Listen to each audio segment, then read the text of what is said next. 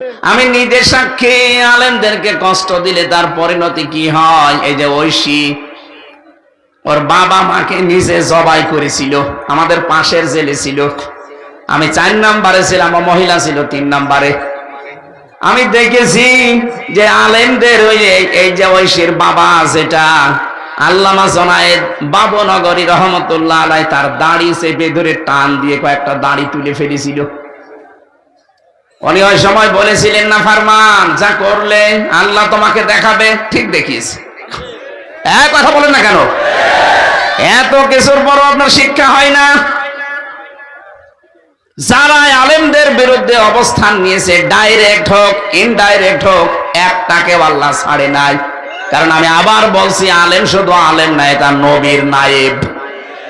আগস্টের 5 তারিখের আগে মাত্র এই দেশে 15 জন, 100 জনের মাত্র 15 জন চাইতো এই দেশে কোরআনের বিধান কায়েম হোক। এই মাত্র 4 মাসের ব্যবধানে এখন 100 জনের 58 জন চাচ্ছে এই দেশে কোরআনের বিধান কায়েম হোক। আপনি টের পাচ্ছেন কোথায় চলে গেছে? দলে দলে মানুষ পালে পালে আসতেছে ইসলামে।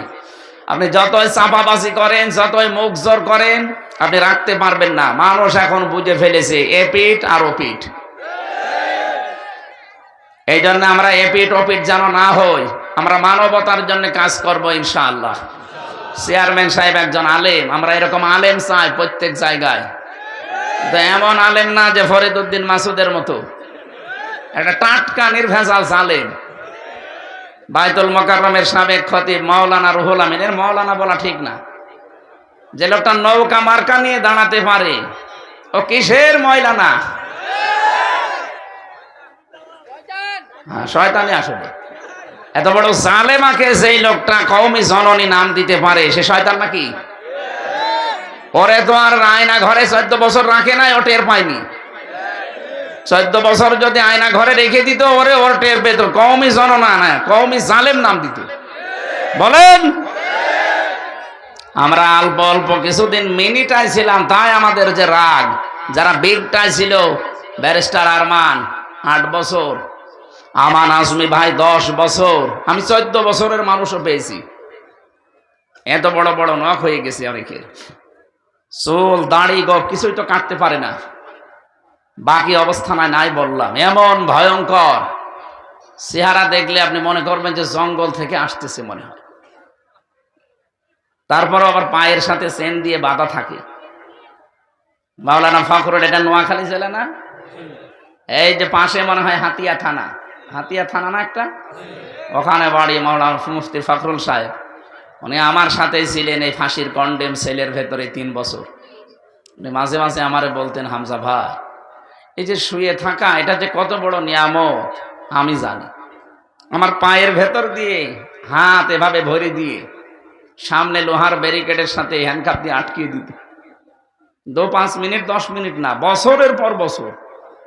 সকালবেলা কয়টা পচা ছোলা দিয়ে যেত, আর দুপুর বেলা 1 মুঠ ভাত দিত, তাও মনে হচ্ছে কেউ মাখিয়ে দিয়েছে। 1.5-2 মিনিট সময় দিত টয়লেট করার জন্য। 24 ঘন্টা আপনি বসে থাকতে হবে, শুতেও পারবেন না। ওদিকে পায়ের সাথে আবার চেন লাগানো। এখনো পর্যন্ত অনেকে জালেমের পক্ষে সাফাই গায় যে কি করেছে ববু, যে তার পালানো লাগলো। আরে শয়তান, কি করেছে তুমি তো টের পাও না। তোমারে ওইভাবে যদি 14 বছর রেখে দিত, তুমি টের পেতে। কি করেছে ববু, পালানো লাগলো। পালানো আর 5 মিনিট থাকলে তো কবরে চলে যেত।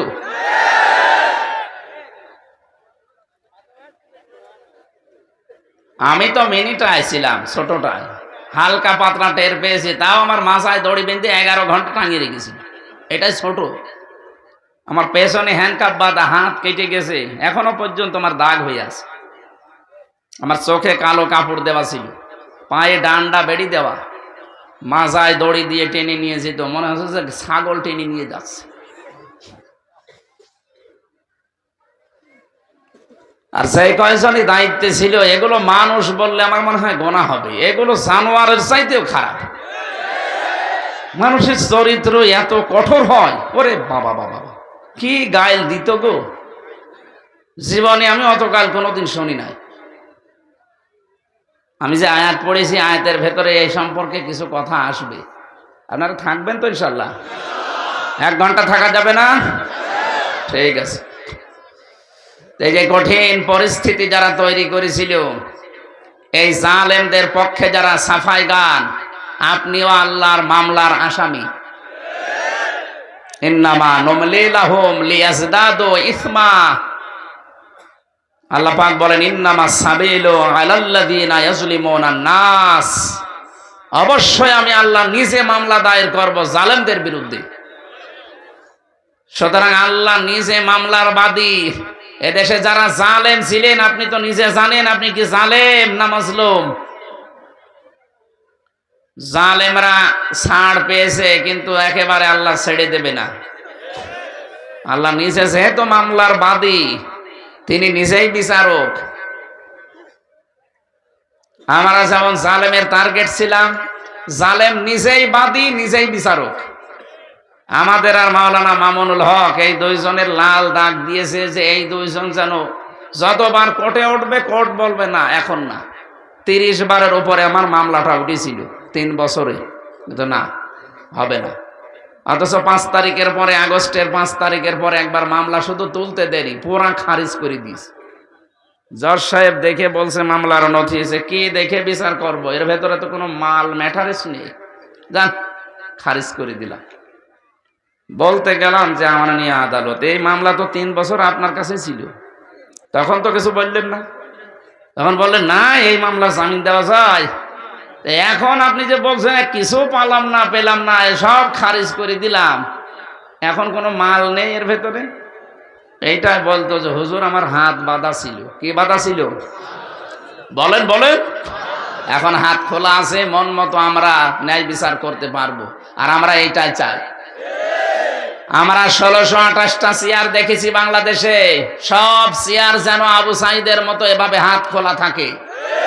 হ্যাঁ, আপনারা চান না কারো হাত এখন আর বাঁধা থাকবে না? কিসের চাঁদা, সবার হাত থাকবে খোলা। আসবে 2 হাত দিয়ে চড়াবে। কারা কারা এরকম একটা দেশ চান দেখে? লিল্লাহি তাকবীর।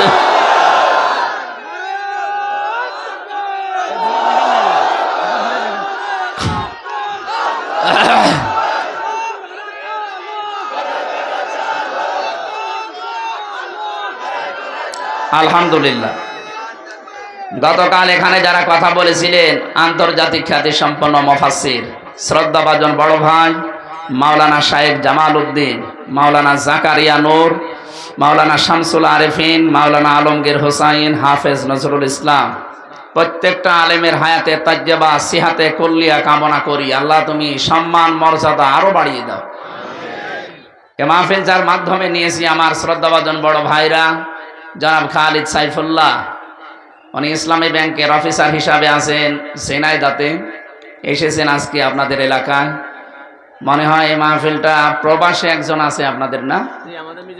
মিজানুর রহমান ভাই, ওনার সাথে ভাইয়ের কথা হয়ে এই মাহফিলটা আমি জানতাম না। পরবর্তীতে আসলে ভাইয়ের আর কথা তো ফেলতে পারি না।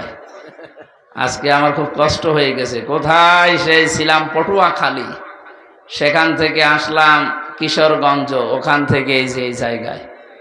এমনি জালেমরা শরীরের অবস্থা যা তৈরি করে দিয়েছে, ডায়াবেটিস অনেক বেশি, ঘুমানো দরকার রাত 10:30টার ভেতরে। ডাক্তাররা বারবার বলছে ঘুম সমস্যা হয়ে গেলে কিন্তু আবার পড়ে যাবেন। 10-12 দিন হাসপাতালে ছিলাম আমি।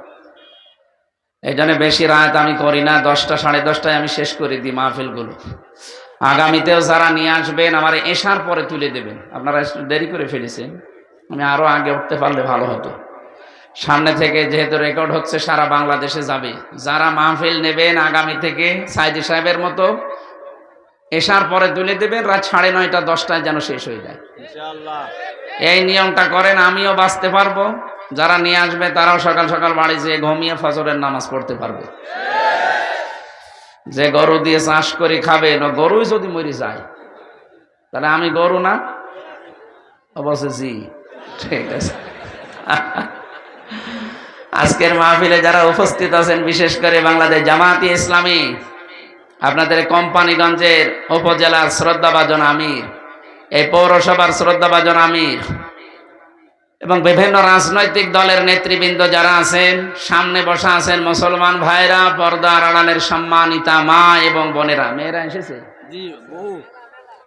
প্রশাসনের ভাইরা, প্রাণ প্রিয় নোয়াখালীবাসী। বাংলাদেশে জেলার উপরে মানুষের একটা দুর্বলতা আছে, কারণ মানুষ জানে যে জেলায় আলেম বেশি। সমস্যা আছে, যে জেলায় আলেম বেশি এ জেলায় জালেমও বেশি। তার প্রমাণ এই যে কাওয়া কাকু যা জ্বালিয়েছে কাওয়া।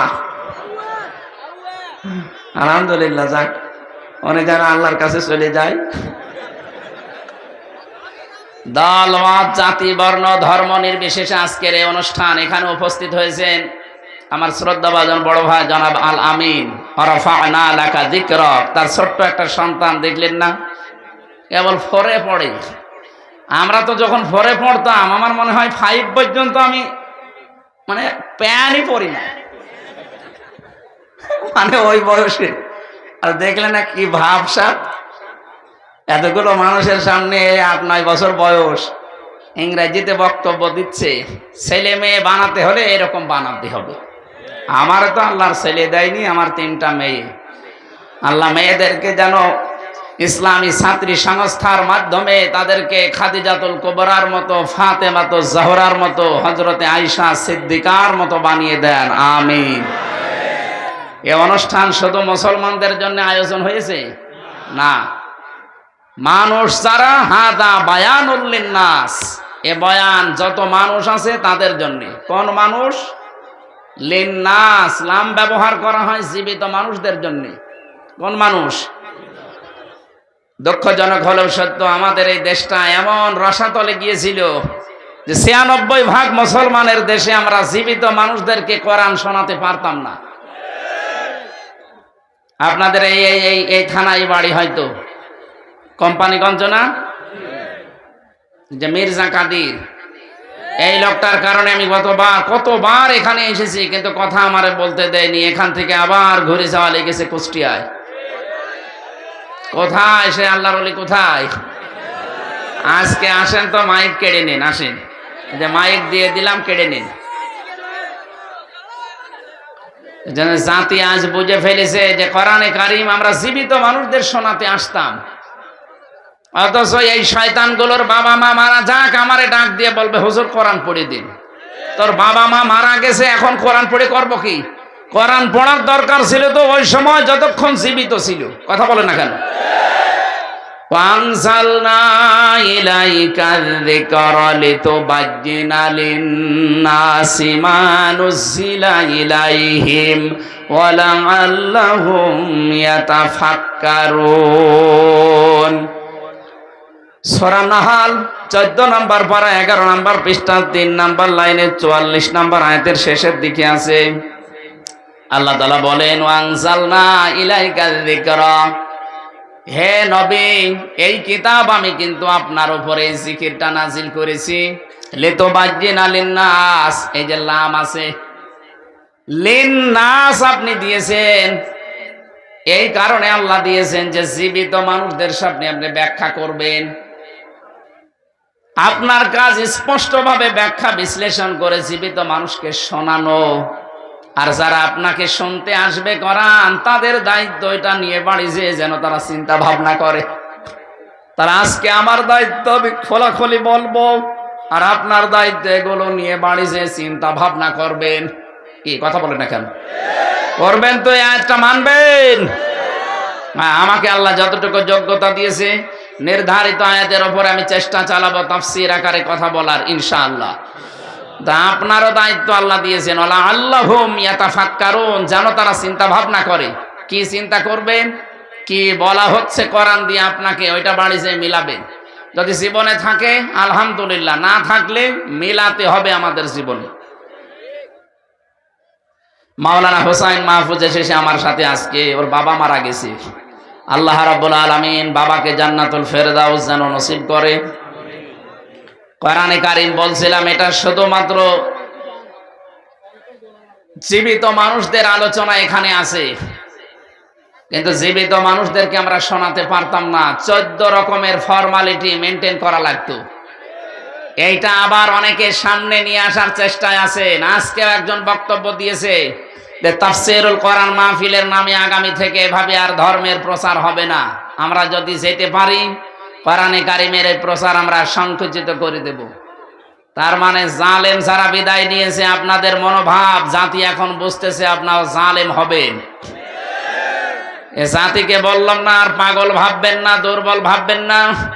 জাতি যখন বুঝেই গেছে আপনারাও কোরআনের বিরুদ্ধে, ঝাঁটিয়ে বিদায় করবে। এই জন্য এখনই সব প্রকাশ করে দিয়েন না, তাহলে সব বুঝে ফেলবে। অন্তত এখন মনে মনে রাখেন, পাগলও তো নিজের ভালো বোঝে, আপনি তো নিজের ভালো বোঝেন না দেখি। সবই প্রকাশ করে দিচ্ছেন যে এই করব, সামনে এই করব। তো মানুষ তো সব জেনে ফেলছে। এই জন্য গোপন আছেন, গোপন করে থাকবেন। কথা বোঝেন আমার? বিভিন্ন রকমের চেতনার নাম এখন আসতেছে আপনার কাছে। যে দলের জন্মই হয়েছে মুক্তিযোদ্ধার 4-5 বছর পর, তাদের মুখে মুক্তিযোদ্ধার এই চেতনা মানায়?